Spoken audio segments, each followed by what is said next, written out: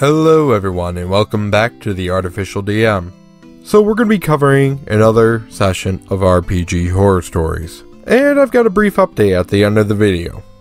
This post is from Tiger King Quinton. Pyromancer Owlnid completely ruins a campaign.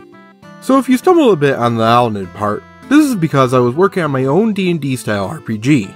An Owlnid is basically just an anthropomorphic owl, which are incredibly fast, and typically designed to be assassins and rogues. Anyway, here is the story. I invited my 4 friends over for a test run of this game. To start this off terribly, I didn't actually see 2 of my friends' character sheets due to them being very last minute. I just kinda said, yeah, just make sure it's following the rules of the character creation, which they did. So eventually, everyone arrived and we started. In the village of, I forget the name after stopping progress on it, you're all set in the local pub.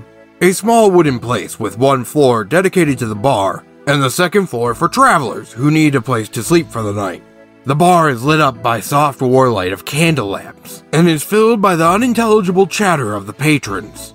That is until the mayor burst into the tavern in a hellish frenzy, yelling about some monster who broke into his house and kidnapped his daughter. He yells, "I'll give 500 gold pieces for anyone who can save her!" The Orc Paladin and Dwarven Hunter rush over to get some information. Keep in mind, the player's characters don't know each other. This is meant to be a tutorial level before getting into the actual game. The mayor sputters out, "It went westward, into the forest!" So that's where they decide to go. The elf alchemist of the group decides the best thing to do is just get drunk with the mayor and calm him down. That's fair enough. However, the rogue alchemist decides to ask around for a lighter.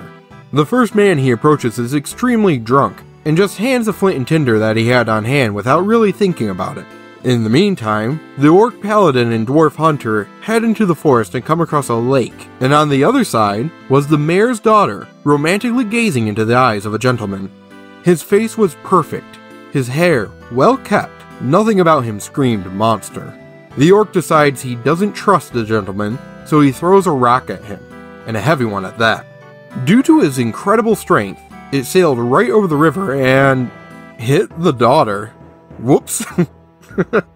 The gentleman snaps his head towards the 2. His eyes roll back into his head, his face becomes wrinkled, and his hair spikes up as if it was frozen thorns. This is known as an Unchained, a pale-skinned man who has 2 faces, an ugly feral form, and a handsome, beautiful human-like form. Back at the bar, the Owlnid goes outside and with the acquired flint and tinder, lights the bar on fire. The wood is very dry, and the fire spreads quickly. As everyone sees the flames erupt outside, they all begin to run outside out of panic as the Owlnid sprints into the forest. He's naturally very fast, so by the time the barkeep has gotten outside, he's already a good 100 meters away into the forest. If you were paying attention, you'll remember the elf was getting drunk, and he is a huge lightweight at the point where he can't even walk now. He ends up suffering serious burns and needing medical assistance. As the Orc Paladin and the Dwarf Hunter fight the Unchained guy, who is pretty strong, the Owlnid sneaks by and sees the knocked out daughter. She is slightly bleeding out of the head, and so he decides to fix her up by sticking his claw in the hole with too much force and killing her. Oh my gosh. They could still bring back her body for a funeral and get paid a decent amount, but no, instead he lights the body on fire. The Orc and Dwarf finish their fight, and take the Unchained's head as evidence of the monster being defeated, and turn to see the Owlnid scattering the ashes into the lake. If they were to get any money, they would have been lucky at this point. The Orc, being a big fan of money, is enraged at the fact that the rescue target is now dead. He sneaks around and brutally kills the Owlnid. I give the Orc advantage on his roll due to anger, and the Owlnid disadvantage to his save, because he was too busy scattering ashes. I describe with great pleasure how the Orc uses their hammer to smash every bone in the Owlnid's body, from toe to head. Each smash being accompanied by the splashing of blood in the lake from his burst muscles and the cracking of each of his bones. The Owlnid is too busy on a murder high to realize he's dying, so he doesn't get any saves, and finally the Orc kills him. I know I could have just stopped him, but the point of the story was players' actions having consequences. The kidnapping was planned, and the party could have sorted something out to allow them to escape and be together or kill the Unchained for more money. I decided since the Owlnid killed the daughter without her having a chance to save herself, he wouldn't get a save either. After that, I ended the session, seriously annoyed due to him basically admitting that he planned to ruin the campaign from the start. I dropped the entire thing after that, and started working on something completely different after that, and learned a lesson on letting my friends do what they want. TLDR, Pyromaniac Owlman lights everything on fire for no reason other than he wanted to ruin the game for everyone. I learned to be a more assertive DM. When it comes to playing tabletop RPGs, you've got to come together in agreement and say that you're not going to go around murdering all the NPCs or lighting bars on fire just to light them on fire. And I get that the DM was frustrated, but I feel in this situation, both the DM and the Owlnid player are at fault in this situation.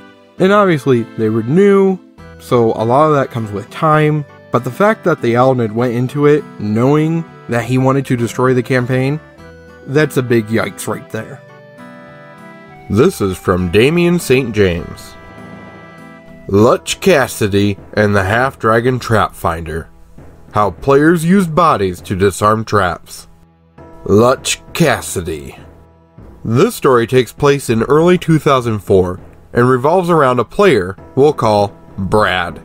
Brad was not a bad player, actually he was quite nice. It was just his unorthodox playstyle had a tendency to cause so much collateral damage. For the record, I was not the DM in this story, and was a player. We were playing Shadowrun 2nd edition, or 3rd, I can't remember for sure. I was playing an elf street mage named Malistaire, and Brad happened to be playing a big burly badass troll named Lutch Cassidy. Sidebar, he got the name Lutch because the DM kept hearing Brad, with his thick southern accent, say clutch as Lutch. He changed it due to the constant mistakes. Lutch was this thick alpha male, gravel-voiced, and cigar-smoking greaser. Leather jacket, 50s haircut, tight jeans and a t-shirt, with a cigar always propped in his mouth to help you get the picture. It's like if Sam Elliott and Clint Eastwood had a Hell's Angel troll for a kid. Anyway, on to Lutch's horror. Lutch was always trying to prove how tough he was to the other humies and pansy-eared pillow biters, what he called elves in the group. He would stand out in the open and fire his modified rivet gun to devastating effect, while taking hailstorms of bullets with little to no regard for his own safety. No matter what seemed to come his way, he seemed to never really take more than a minimal bit of damage. This all was a constant, even as one by one, our party members were dying off at least one character every other game session from various sources. This was, by and large, as due to many members of our group being active military personnel being shipped out on deployment, and the players had no problem with them going out with a bang. By the game session in question, it was just Brad, a female player named Angel, and myself. We had just discovered that our Agent Johnson, the generic quest-giving corporate-appointed NPC in Shadowrun, had betrayed us and sold us out to a powerful dragon crime lord. We wanted revenge, and entered a building. As we got to the final hallway, we saw there were 8 doors, and we knew beyond any doubt he was behind one of them. Angel's character got a premonition that the doors were trapped with powerful anti-personnel bombs, and that anyone opening the door would get blown up. Neither I, or Angel, or Lutch had a means to disarm it. Brad, in typical Brad fashion, figured that the bombs could do no more than X amount of damage. He figured he'd kick open the door and take the brunt of the blast and mitigate the damage, and Angel and I could swoop in and attack Johnson. What Brad didn't count on was the bombs being powerful, failing his soak roll, and taking a metric crap ton of damage. Brad looked shocked, and Lutch said, "Ow, that high!" Brad figured, as did Lutch, that this had been a one-off fluke. Nope, kick in the door, boom, damage, ow, and no Johnson to be found. By the time he kicked in the 7th door, Lutch had been given a lethal amount of damage and was dying. He grasped the pair of elves with him and demanded they just huck his soon-to-be lifeless husk to blow up the 8th and final door, before finally giving up the goat and dying. We did just that, and the two of us picking up his body and tossing it through the door, only to have that door blow up and take out Brad's prized character for certain. In the end, we killed Johnson, but Brad left after that game session. There was a bad blow-up between the DM and him due to Brad feeling that he had made the traps way too tough, since Lutch had even taken grenades to the face and had barely even flinched from the pain. DM argued that he has every right to increase the difficulty of the final encounter to make it tougher and more awe-inspiring.